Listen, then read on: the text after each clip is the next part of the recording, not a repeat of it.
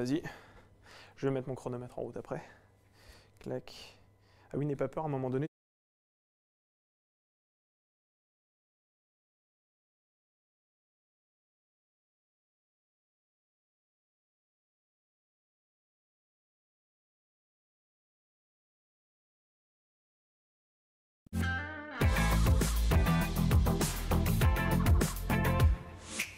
Bonjour à toutes et à tous, bienvenue dans ce nouveau numéro du Buzz TV de TV Magazine. Nous sommes partis pour 24 minutes de direct avec vous, toutes vos questions et notre invité du jour. Vous allez le voir, qui interprète avec brio le rôle d'une stagiaire assez butée dans la mesure où elle aime n'en faire qu'à sa tête. Guidée par son indéfectible humanisme et un sens de l'empathie exacerbé, cette femme a tendance à exaspérer les magistrats aux côtés desquels elle s'active. Mais pour cette 5e saison, vous allez le voir, elle vit un véritable calvaire. Un moment de torture que même les scénaristes des pires films d'horreur n'ont pas imaginé insérer dans leur intrigue. Sa belle-mère s'invite chez elle. Bonjour Michel Bernier.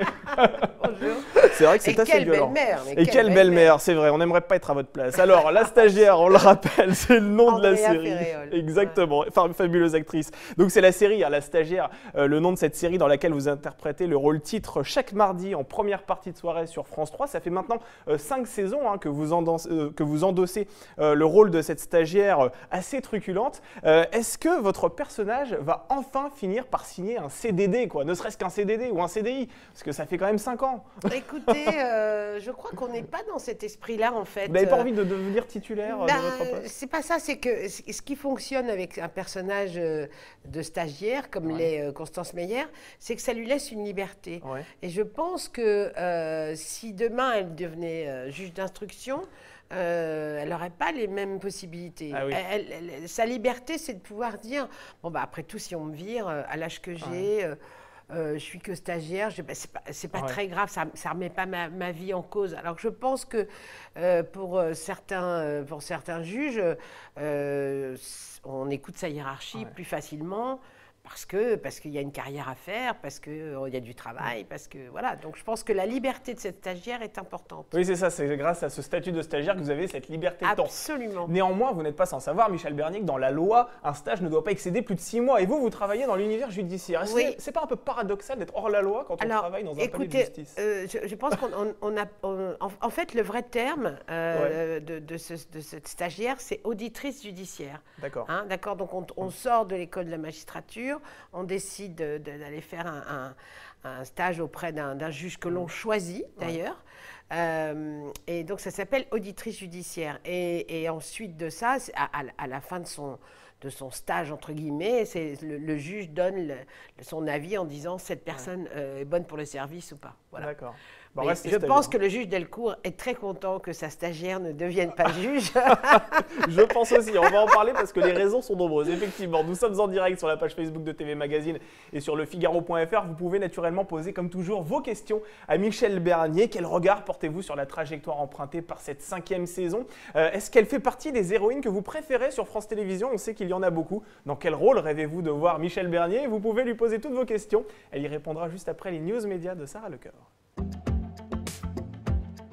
Salut Sarah. Bonjour Damien, bonjour. Bonjour. Alors Sarah, on est parti avec les audiences de samedi. Quelle chaîne est arrivée en tête cette fois-ci? Eh bien c'est M6 grâce au match de foot de Ligue des Champions Suède-France. Près de 5 millions de fans étaient au rendez-vous, ce qui représente 23,8% du public. La chaîne privée donc loin devant la concurrence et notamment TF1 et The Voice Kids qui a passionné 3,5 millions de téléspectateurs et 18,9% de part d'audience. France 3 est sur la 3e marche du podium grâce au téléfilm Amour à mort avec 3,5 millions de personnes également, tout comme TF1, mais la part de marché est un peu inférieure avec 16,8% de part de marché. Et quant à France 2, c'est la déception car Fort Boyard est seulement 4e des audiences avec 2 200 000 personnes et 11,6% de part d'audience. Michel, vous regardez quoi vous à la télévision? Hier, samedi, il y avait du football, il y avait un télécrochet, il y avait de la fiction, il y avait un jeu. Quel est votre goût? Je suis assez fiction en fait. Ouais, vous regardez la fiction. Donc j'aime bien. D'abord, je trouve que c'est intéressant de savoir ce qui s'écrit, ce qui se fait.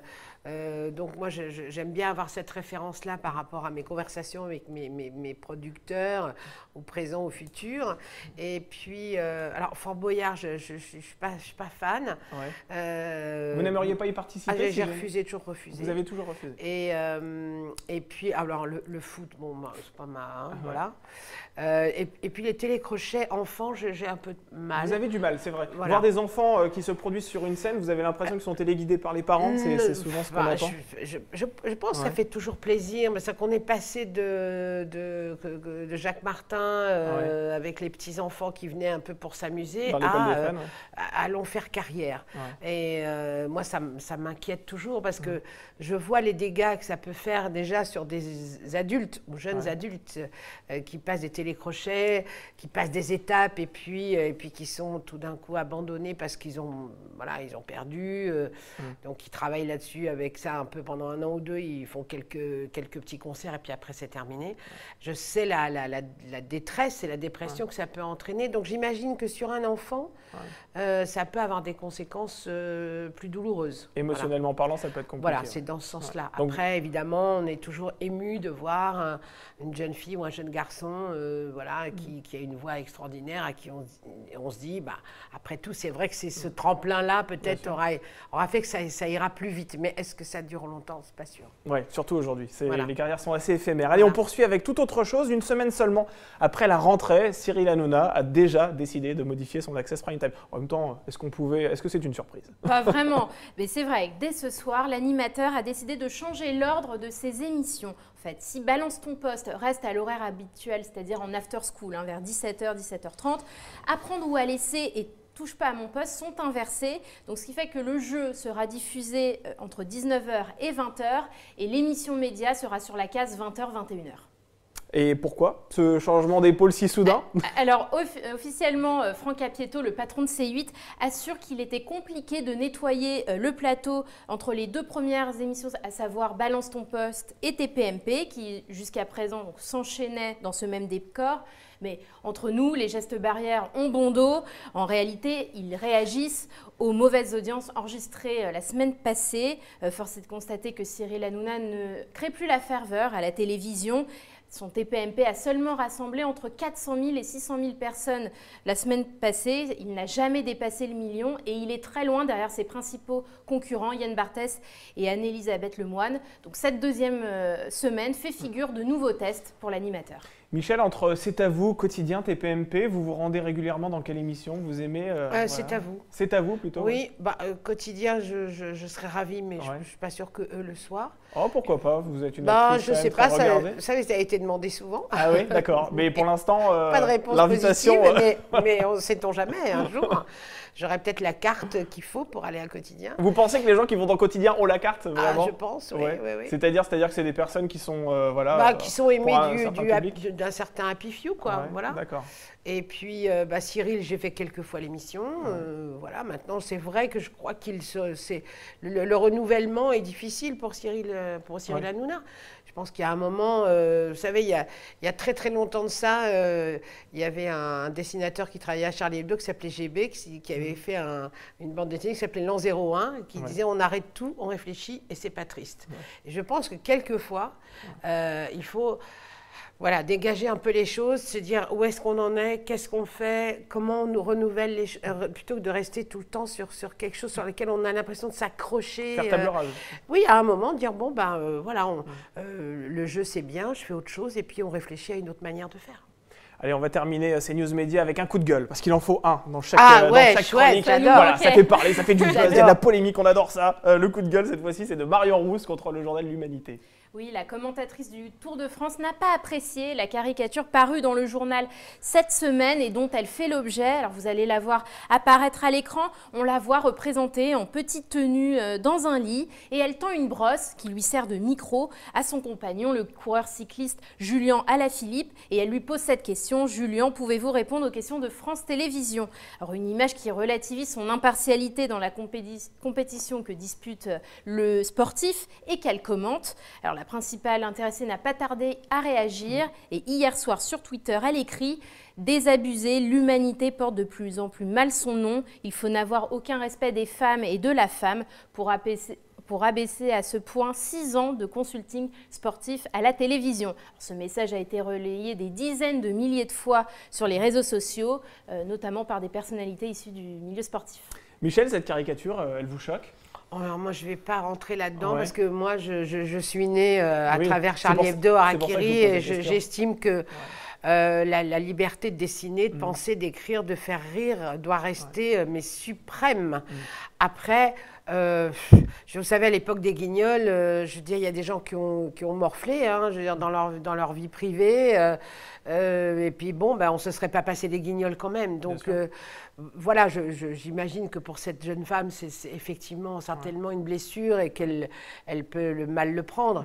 Mais aujourd'hui, le problème, c'est que tout prend une importance en 4 secondes 12 grâce aux réseaux sociaux. Ou à cause même. Ou à cause. Et voilà, mais je suis désolée pour elle, mais en même temps, on ne peut pas rentrer dans des choses trop personnelles tout le temps parce qu'après, on ne se laisse plus aucune possibilité de liberté. Qui aura le droit d'être caricaturé, qui ne l'est pas, enfin, c'est trop compliqué. Donc, je suis désolée. Et puis, ben voilà, il faut que ces dessinateurs continuent à travailler, à faire rire. Si c'est comme ça, c'est comme ça. Néanmoins, est-ce qu'il faut qu'il y ait des limites pour qu'une caricature soit acceptable ? Certainement pas, certainement pas. Si c'est la loi, bien sûr. Non, mais la limite, qui la donne après ? C'est ça le problème. C'est que, comme je dis souvent, il n'y a pas d'humoriste dans les pays où il y a des dictatures. Il n'y a pas tout ça. Donc, ça veut bien dire ce que ça veut dire. Donc, à partir du moment où on ne sait pas qui va prendre des décisions, laissons les choses faire. Après, essayons d'être assez intelligents pour faire la part des choses et de se dire, à partir du moment où, je ne sais pas, on n'incite pas à une violence gratuite ou des choses comme ça. Et encore, je ne sais pas. Moi, ma liberté, c'est de me dire, c'est moi qui suis capable de faire la différence entre ce qui me convient et ce qui ne me convient pas. Maintenant, moi, que je dise à quelqu'un, tu ne peux pas faire rire avec ça, tu ne peux pas dessiner ça, etc., là, je pense qu'on part dans des situations trop compliquées. Effectivement. Et vive la liberté. Et vive la liberté. C'est exactement ça. Alors, on va poursuivre avec toute autre chose, avec le Buzz TV, parce que là, on va parler d'un personnage, mais qui n'est pas une caricature. Michel Bernier, c'est Constance Meyer. On va en parler tout de suite dans l'interview du Buzz.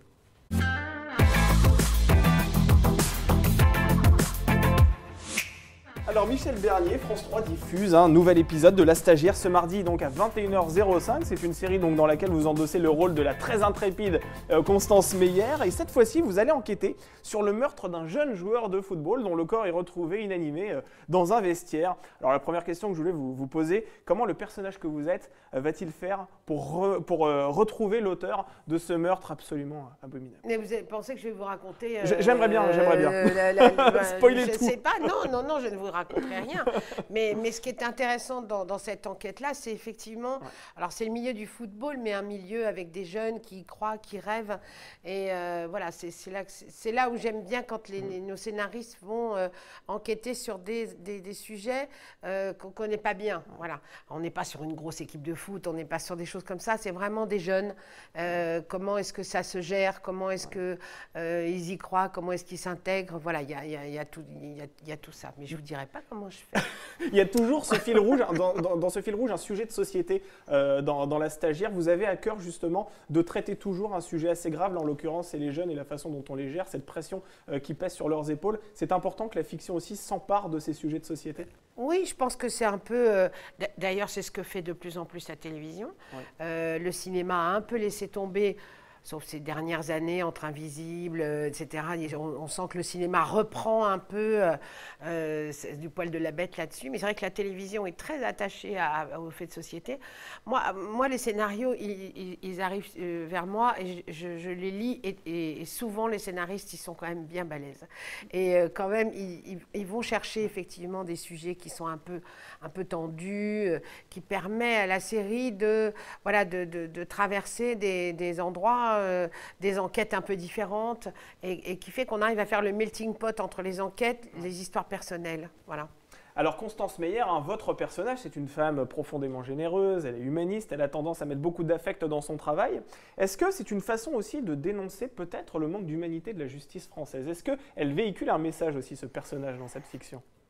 Je pense que oui. Je pense qu'à travers ça, je pense que si les gens aiment aussi la série, c'est parce que ça donne peut-être une autre image et que ça peut imaginer qu'une justice soit... et le temps. Ouais. Le problème de la justice, c'est qu'elle n'a pas beaucoup de temps et que les dossiers s'accumulent, que c'est, il n'y a pas tellement de juges que ça, pas tellement, enfin, c'est quand même, enfin, c'est une institution qui est lourde. On voit quand on a la nomination de Dupond-Moretti, on se dit, ah ben voilà, mais qui connaît, etc. Mais il n'a pas fini, hein, je lui souhaite bon courage. Non, mais c'est sûr qu'on a envie d'une justice humaine, une justice en tout cas qui peut prendre le temps de parler aux gens, etc. Mais c'est comme un médecin à côté de ça. On ne peut pas mettre de l'affect dans toutes les affaires parce qu'à ce moment-là, on n'a plus de recul et qu'il y a des moments où on doit aller vite pour les moments où on ne peut pas aller vite. Voilà, c'est très très lourd comme institution. Vous trouvez peut-être un juste milieu? Je pense qu'en même temps, aujourd'hui, les études de magistrats, je pense que mériteraient qu'à l'intérieur de ça, il y ait peut-être aussi... je dirais peut-être un endroit où les gens puissent s'exprimer, en tout cas les futurs juges, les futurs juges d'instruction puissent s'exprimer voilà, une idée de comment je fais quand je me retrouve confrontée à des histoires difficiles, familiales, des choses voilà, compliquées. On passe du côté des internautes, Sarah, parce que nous sommes en direct sur la page Facebook de TV Magazine et il y a déjà des réactions. Oui, j'ai plein de fans de la série et de vous, Michel. Je vais lire par exemple plusieurs commentaires. J'adore cette série.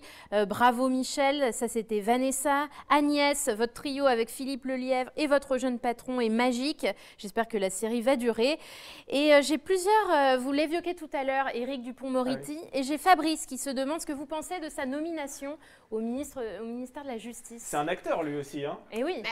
Oui, alors écoutez, c'est toujours pareil. En France, on s'est toujours plaint de dire le ministre de l'Agriculture, il n'y connaît rien, il n'a jamais vu un poireau de sa vie. Ouais. Donc on se dit, est-ce qu'il va être capable de... Maintenant, Monsieur Dupond-Moretti, en tout cas, il connaît l'appareil judiciaire par cœur. Donc il a peut-être plus, lui, de clairvoyance et de lucidité par rapport à son poste. Maintenant, comme souvent, quand on arrive au pouvoir...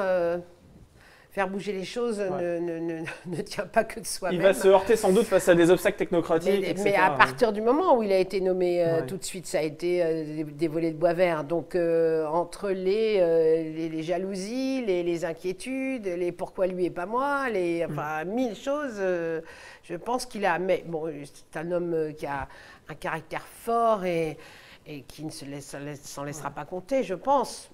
On va essayer de lui faire confiance, mais bon. Alors, concernant votre personnage, Constance Meyer, Michel Bernier, vous inscrivez dans la lignée des héroïnes de France Télévisions, à l'image de Candice Renoir, Capitaine Marlowe, qui sont des femmes, on va dire, authentiques. C'est-à-dire que ce ne sont pas des femmes caricaturales comme on a pu le voir dans des fictions passées. Est-ce que les héroïnes pulpeuses, aujourd'hui, c'est devenu complètement démodé? C'est devenu has-been, selon vous? Alors moi, je pense que... Ben d'abord, ça m'arrange. Et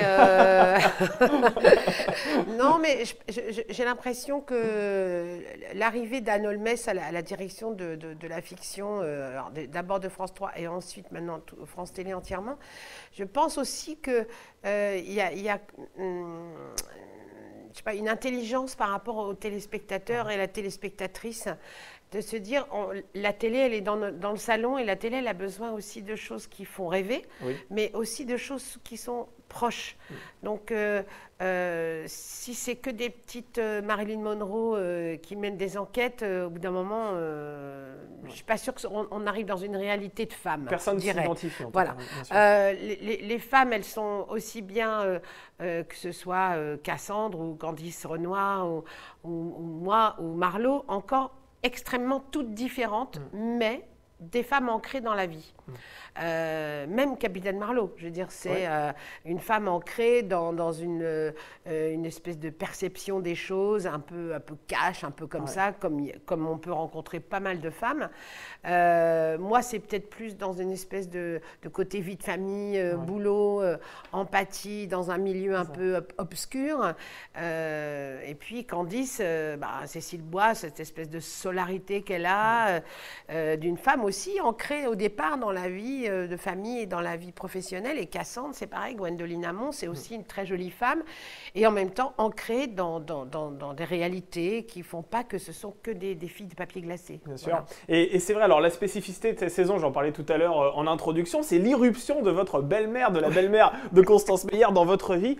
En 2 mots, comment la cohabitation, elle se passe avec elle? Ah ben, c'est un petit peu difficile parce que le problème de Constance, c'est qu'elle est plutôt, bon, comme vous dites, assez généreuse et humaine, et donc c'est la mère de son mari. Et bon, alors elle va faire des efforts, mais l'autre n'est pas très très sympathique. Hein.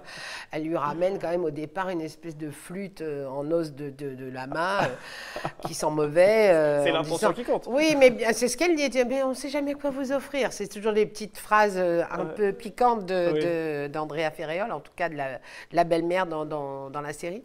Mais c'est ça qui est formidable. Ce que j'aime vraiment, c'est ce côté, effectivement, tout d'un coup, on passe d'un univers palais de justice, enquête, crime, etc. Et puis, on arrive chez les Meyer, et là, il y a Andrea Ferréol, colorée, folle, avec ses beaux cheveux roux tout bouclés.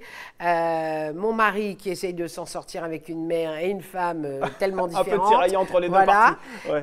Et que je pense aussi que les respirations qu'on donne dans la série, dans un épisode, et je peux vous dire que c'est pas simple de mettre tout ça dans 50 minutes, c'est ça qui fait aussi la chair et les côtés agréables de la série. Mais là aussi, on peut vraiment se reconnaître dans ce genre de situation. On a tous eu une belle-mère un petit peu envahissante.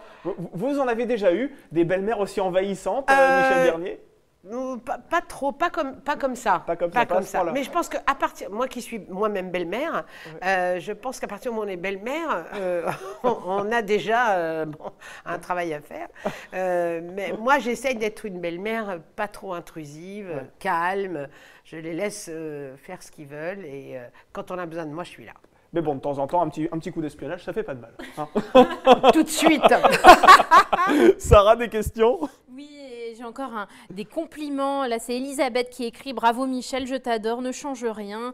Voilà, qui vous embrasse. Et j'ai une question de Daniel qui se demande comment vous avez vécu votre confinement là entre le mois de mars et le mois de juin. Écoutez, j'ai la chance d'avoir une maison de famille dans la Meuse, près de Verdun, depuis toujours, parce que c'est là où était mon papa et ma grand-mère. Donc on a cette maison familiale que je n'ai jamais lâchée. Et c'est vrai, quand on a senti un peu, les 3-4 jours avant que ce soit déclaré le confinement, que ça allait peut-être se passer comme ça. Ayant des petits-enfants, on s'est dit, mais comment on va faire? Combien de temps ça va durer? On ne sait pas. Donc c'est vrai qu'on est parti dans cette maison familiale et que je l'ai passée avec mes enfants et mes petits-enfants, avec des moments d'inquiétude, en même temps, de voir les petits dans le jardin.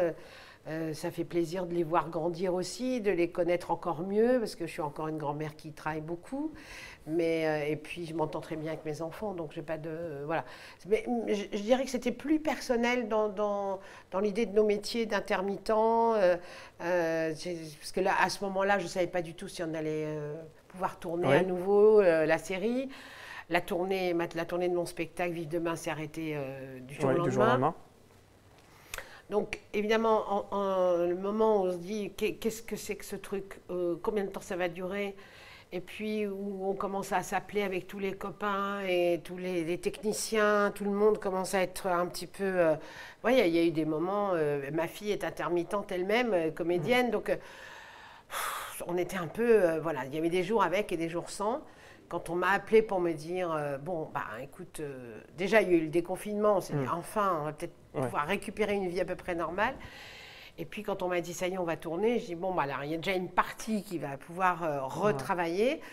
Pour l'autre partie, c'est une catastrophe. Moi, j'espère repartir en tournée là, le 15 novembre avec mon spectacle.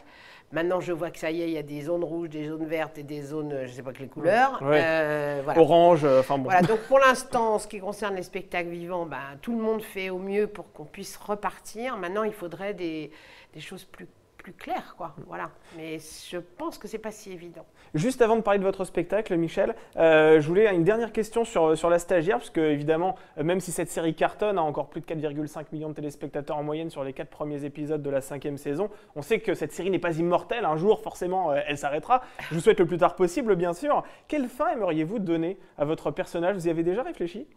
Oh, mais j'en sais rien du tout. Moi, je pense que je mettrais une fin à la Love Actually, je pense. C'est-à-dire quelque chose de... Allez, il faut croire à l'amour, aux sentiments, aux choses qui nous font du bien. J'espère que, je sais pas... quelque chose de très positif. Ah oui. Ouais, je pense qu'on a besoin d'un peu de positif en ce moment, de se dire que tout s'arrête pas avec le port du masque, avec tous ces dépistages, machin, ou une espèce de comme ça, de névrose, d'angoisse terrible. Mais moi, je pense aussi qu'il y a beaucoup de gens qui travaillent pour nous, les scientifiques et tout ça. Je pense qu'il y a un espoir à avoir, sans être chez les bisounours, mais on passe une sale période, on va la vaincre, moi j'en suis sûre. On ne peut pas rester comme ça de toute façon. Mais bon, moi je souhaite à tout le monde d'essayer de traverser ça le mieux possible, parce que je sais que ça rend les gens fous, agressifs. Mais je pense que ça ne doit pas nous le porter, l'agressivité, parce qu'on n'y est pour rien, c'est un ennemi invisible. Donc je pense que reporter sa méchanceté sur les autres à cause de ça n'est peut-être pas une très bonne idée. Justement, votre spectacle, d'ailleurs, on en parle, Vivre demain, parle du monde de demain. Comment vous l'imaginez, le monde de demain? On parle toujours d'un nouveau monde à cause du coronavirus. Est-ce que vous y croyez ou c'est un petit peu naïf? Moi, je pense que c'est un petit peu naïf, parce qu'on a bien vu pendant le confinement, tout le monde se régalait en disant « Oh, si ça se trouve, ça va remettre tout en équilibre, les gens vont se rendre compte que la société de consommation, c'est une connerie quand c'est trop, on va revenir au bio, on va trouver un bout de jardin et faire pousser ses tomates. » Et puis en fait, on s'est rendu compte que dès la fin du confinement, les gens se sont reprécipités à repartir sur des consommations, parce qu'on est trop habitué à ça. Alors, en tout cas, ma génération à moi va avoir du mal à changer. Moi, je vois sur mes enfants, eux, ils sont déjà vraiment plus intelligents que nous. Hein. Je veux dire, eux, ils ont déjà repéré qu'il fallait consommer moins, faire attention, les enjeux écologiques, etc. Il y a des enjeux écologiques qui sont plus gravés chez nos enfants que chez nous, qui avons vécu les 30 Glorieuses, quoi. Donc est-ce que c'est mieux demain ou est-ce que c'était mieux avant? Alors, c'était mieux avant, je pense pas, à part moi, qui était vraiment 100 fois mieux avant. Mais vous êtes actuel, est-ce que c'est mieux aujourd'hui alors? Mais non, mais je pense que de toutes les époques, il y a des choses bien ou pas bien. Je pense en tout cas que je préfère aller chez le dentiste aujourd'hui qu'au Moyen-Âge. Voilà. C'est vrai que sur ce sujet-là, je pense que vous avez raison. Grâce à Dieu, on n'a pas connu ça. Votre papa aussi, je voulais vous poser une dernière question d'actualité. Le professeur Cheron est le cofondateur de Charlie Hebdo. Le procès des attentats de 2015 s'est ouvert la semaine dernière. Est-ce que vous êtes, j'imagine, particulièrement attentive à cette séquence qui s'ouvre? Oui, je suis attentive, mais je suis...